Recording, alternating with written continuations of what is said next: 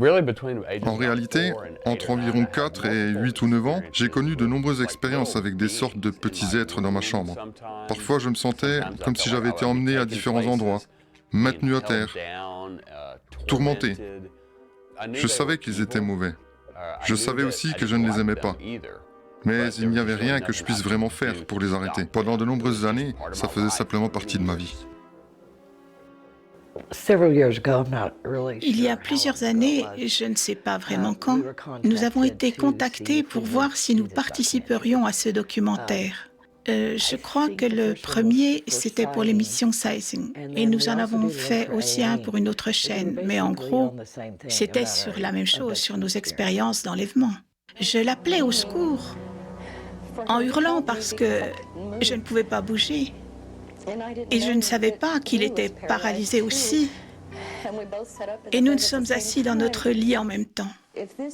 Si c'est une sorte de truc de dérangement mental qui arrive aux gens, alors pourquoi est-ce que les scientifiques ou les médecins ou je ne sais qui n'essaient pas d'y trouver un remède?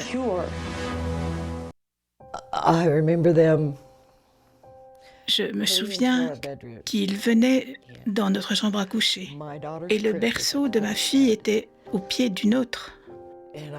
Et je les regardais. Deux d'entre eux venaient, la prenaient et la sortaient du lit. Et elle avait si peur. Elle avait si peur. Et je ne cessais de hurler. Dan, fais quelque chose pour les arrêter. Et il ne pouvait pas. Et tout ce que je pouvais faire, tout ce que nous pouvions faire était de rester là, immobiles, et de les regarder faire. Nous ne pouvions pas bouger, nous ne pouvions rien faire. Une des choses les plus suspectes à propos de cette question de phénomènes prétendument extraterrestres est qu'ils trouvent sans arrêt de nouveaux endroits ou d'anciens endroits pour leur lieu d'origine. Dans les années 1950, c'était Mars, c'était Vénus, c'était Saturne. Et puis dans les années 1960, on a entendu des histoires sur Zeta Reticuli. Et aujourd'hui, vous voyez, ce sont divers systèmes planétaires d'un peu partout dans l'univers. Aujourd'hui, nous savons avec certitude, ou nous sommes au moins pratiquement sûrs que Mars et Vénus n'hébergent pas des civilisations massives. Et alors ? Eh bien, comme par hasard, les extraterrestres ne prétendent plus venir de Mars ou de Vénus aujourd'hui. Les histoires que les hypothétiques victimes d'enlèvements extraterrestres ont données se contredisent toutes mutuellement. Elles ne peuvent donc pas toutes être vraies. Et puis, ils ont donné aux gens des messages que nous pouvons confirmer être des mensonges. Leur intention semble être de berner les gens sur le lieu d'où ils viennent. En 2007, j'ai interviewé un nommé Ray Bosch qui, en 1991, a été approché par deux scientifiques du département de la Défense des États-Unis qui travaillaient sur un programme destiné à contacter ce qu'ils appelaient les NHE ou entités non humaines. Au départ, ils pensaient avoir affaire à des extraterrestres. Avec le temps, ils se sont aperçus que c'était comme si un nuage sombre était tombé sur le projet. Des gens tombaient malades, certains mouraient. Il y avait de très étranges séries de coups du sort. Ils en sont venus à croire que ce à quoi ils avaient affaire était quelque chose de littéralement démoniaque, mais qui se faisait passer pour extraterrestre. La raison pour laquelle ils avaient contacté Ray était son arrière-plan presque unique en tant que directeur d'État du MUFON et en tant que prêtre actif. Quand j'ai interviewé Ray, il a pu partager davantage de données et j'ai pu effectivement parler à certaines des personnes impliquées. Il n'y a aucun doute que leurs conclusions s'accordent avec l'idée que cela est une sorte de tromperie démoniaque qui est éminemment dangereuse et qu'il y a au moins une petite élite, si on veut, dans le gouvernement qui croit pleinement à cette théorie particulière. Il y a des années, nous avons interviewé un homme de la campagne, en Floride, nommé Bill. Il a fait l'expérience typique qui commence tard dans la nuit, au lit, mais auparavant, ce soir-là, il avait vu des lumières à l'extérieur par la fenêtre du salon. Mes chiens aboyaient très très fort derrière et je me suis levé, j'y suis allé, j'ai ouvert la fenêtre qui était près du lit et je leur ai dit de se tenir tranquilles. Ils se sont calmés, je suis revenu m'allonger sur mon lit et ils ont recommencé à aboyer.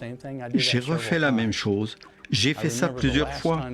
Je me souviens, la dernière fois que je l'ai fait, je suis revenu me coucher et je me suis presque instantanément retrouvé paralysé. Je ne pouvais pas bouger, je ne voyais rien que du gris. Et brusquement, j'ai senti comme si quelque chose ou quelqu'un m'avait rentré une sorte de perche dans le rectum et me soulevait avec. Et l'entité, ou je ne sais pas quoi, qui me faisait ça, riait, comme si ça lui procurait du plaisir, ou comme si elle se moquait de moi.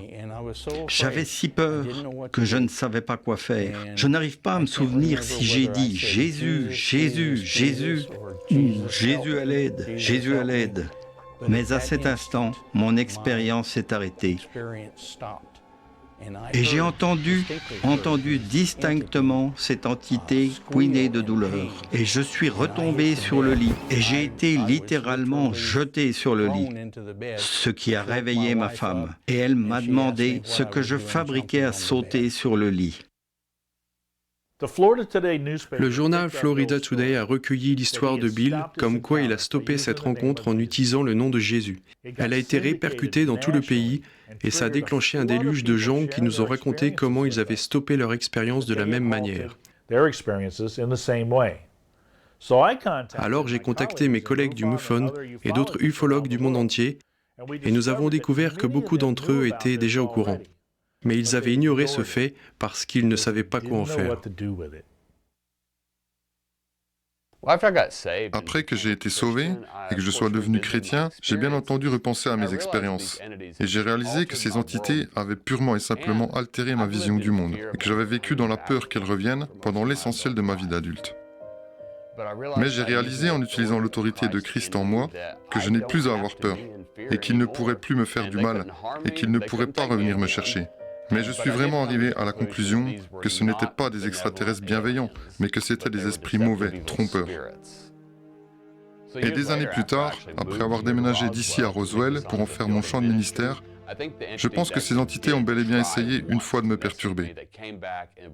Elles sont revenues pour me torturer et je les ai juste chassées au nom de Jésus lorsque c'est arrivé.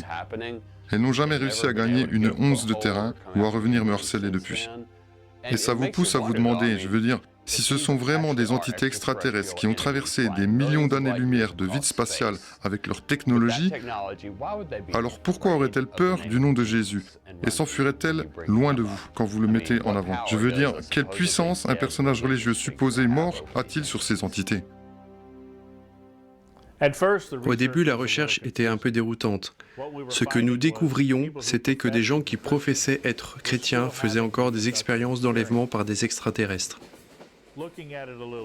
En y regardant d'un peu plus près, nous avons découvert que ces gens-là, en gros, reconnaissaient intellectuellement l'existence de Dieu, mais ne s'impliquaient pas personnellement.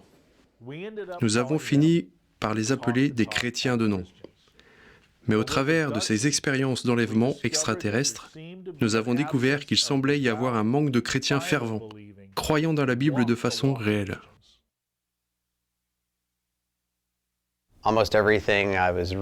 Presque tout ce que je lisais ou regardais me disait que ce qui arrivait, c'était le fait des extraterrestres. Et ce que j'ai découvert après un certain nombre d'années fut l'enseignement chrétien qui disait que ces types d'expériences très réelles, surtout pour la personne qui les vivait, étaient en réalité démoniaques. Et j'ai appris qu'on pouvait appeler le nom de Jésus pour tenter de les stopper net. Il faut vraiment connaître le Seigneur pour expérimenter leur arrêt complet. Autrement, ça continuera.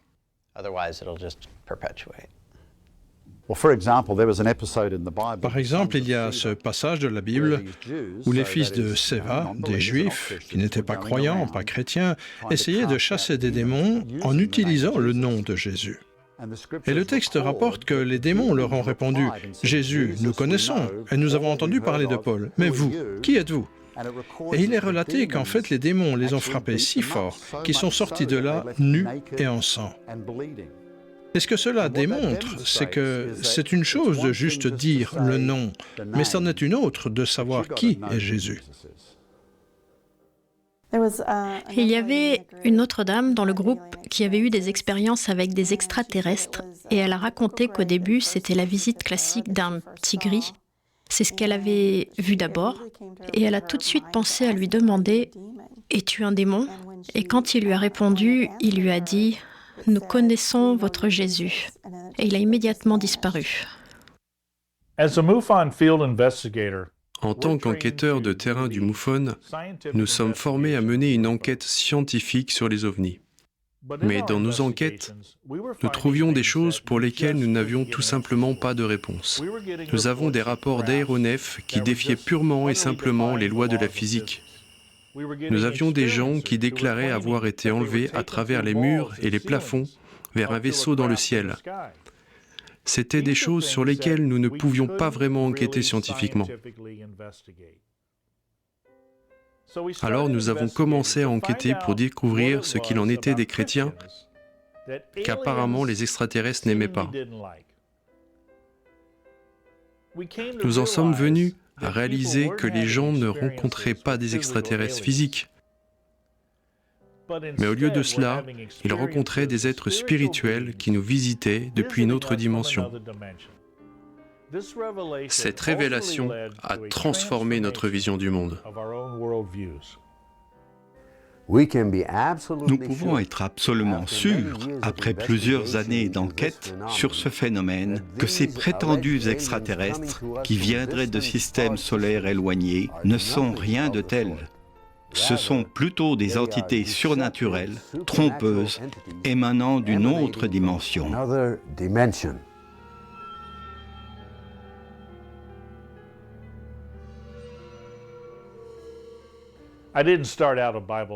Je n'étais pas un de ces chrétiens fanatiques. J'étais un tout nouveau croyant.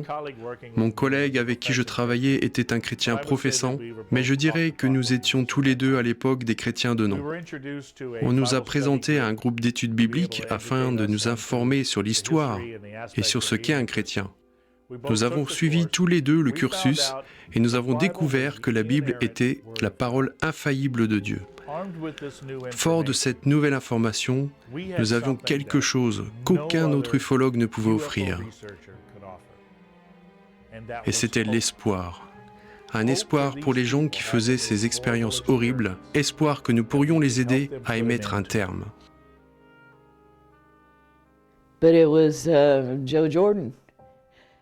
Mais c'est Joe Jordan qui m'a dit que ces choses n'étaient pas réelles. En réalité, je ne voulais pas le croire. Il m'a donné des témoignages, il m'a donné toutes ces choses à lire et à voir. Et je ne voulais toujours pas y croire. Je ne voulais toujours pas. Mais j'étais de retour à la maison et je me souviens de m'être arrêtée au feu rouge.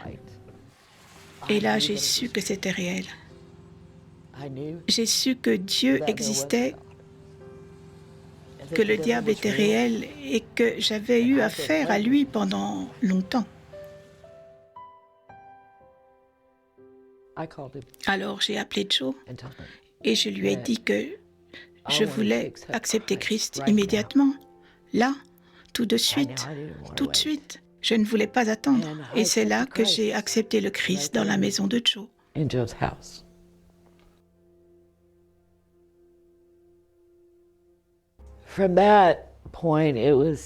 À partir de là, je ne suis pas vraiment sûre, mais ça a dû durer pendant 2-3 semaines. Un de ces extraterrestres ou entités, ou appelez-les comme vous voulez, il s'est comme matérialisé à travers le mur. Et alors qu'il avait à peu près traversé la moitié du mur, dans ma tête, j'ai crié « Aide-moi, Jésus, je t'en prie, aide-moi ». Et à ce moment-là, ma bouche pouvait bouger, je le savais. Et l'entité m'a regardé et il a dit « Je suis juste venu te tester ». Et j'ai dit « Non, plus jamais ». Et à ce moment, j'ai retrouvé l'usage de ma voix, mais j'ai juste pu marmonner quelque chose comme « Aide-moi, Jésus, aide-moi ». Et alors il est parti, il est parti. Maintenant, quand je regarde en arrière, je vois les choses très différemment. Comme tout le monde, je me suis amusée avec une planchette Ouija. De toute façon, je ne croyais pas en ce truc. Mais maintenant, je réalise que chacune de ces différentes choses est une porte ouverte. Parce qu'on ne réalise pas, on ne pense pas qu'on fait quoi que ce soit de mal. Mais ils savent que vous avez ouvert la porte. Et nous, en quelque sorte, qu'à s'y glisser à petits pas et à vous attirer, vous n'allez même pas vous rendre compte que vous vous faites aspirer. Pendant toutes ces années, je ne suis jamais tombé sur un autre nom que celui de Jésus-Christ qui mette fin à ces expériences en tant qu'événement récurrent dans une vie. Joe, you know what you just shared there? That's the reason we do what we do. Joe, tu sais que ce que tu viens de partager, c'est la raison pour laquelle nous faisons ce que nous faisons. Parce que cette preuve-là démontre que Jésus-Christ est le seul nom. Parce qu'il est le seul qui ait la puissance et l'autorité sur les êtres qu'il a créés. Et c'est aussi une forte confirmation de ce que nous croyons, de la foi chrétienne basée sur la Bible, parce qu'elle dit « Il n'y a sous le ciel aucun autre nom qui ait été donné parmi les hommes par lequel nous devions être sauvés. » Et ce nom, c'est Jésus. Je sais que c'est démoniaque et je sais que c'est juste un truc pour m'éloigner de Dieu. Ce n'est pas pour moi, je suis encore plus motivée que jamais et je ressens le besoin d'essayer d'aider les autres à se libérer de tout ça et qu'ils voient de quoi il s'agit. Ma conviction, c'est que la raison principale pour laquelle ces choses me sont arrivées était de m'écarter de ma croyance et de ma foi en Dieu. Nous avions quelque chose qu'aucun autre ufologue ne pouvait offrir. Et c'était l'espoir. Un espoir pour les gens qui faisaient ces expériences horribles, espoir que nous pourrions les aider à y mettre un terme. J'ai crié « Aide-moi, Jésus, je t'en prie, aide-moi ». Si j'ai dit Jésus, Jésus, Jésus, ou Jésus à l'aide. Et je les ai juste chassés au nom de Jésus lorsque c'est arrivé. Mais à cet instant, mon expérience s'est arrêtée. Et alors il est parti, il est parti. L'idée même que des extraterrestres plus anciens, plus sages et plus avancés que nous technologiquement visitent la Terre redéfinirait notre point de vue traditionnel sur la place de l'homme dans l'univers. Toutefois, les experts sérieux sont tous d'accord pour dire que quoi qu'il y ait derrière le phénomène OVNI, c'est une tromperie qui émane d'un autre monde, d'une autre dimension. Nous venons d'entendre un autre point de vue, et il apparaît que l'interprétation chrétienne concorde parfaitement avec les faits. Ce point de vue traditionnel indique que l'événement le plus important de toute l'histoire de l'humanité s'est produit quand le Créateur, Jésus-Christ, est devenu humain. Et la Bible dit qu'il est venu pour nous sauver de ces mêmes forces maléfiques et trompeuses qui maintenaient le monde sous leur emprise. Et si la Bible est dans le vrai, alors c'est cet événement qui a défini avec la plus grande certitude notre place dans l'univers. Je veux que les gens du monde entier sachent qu'ils peuvent mettre fin à ces expériences en faisant appel au nom de Jésus. En utilisant le nom de Jésus, vous faites appel au Créateur de ce monde, de ces entités même. Il peut les arrêter. Il a le pouvoir, car il est le nom au-dessus de tout nom, Jésus-Christ.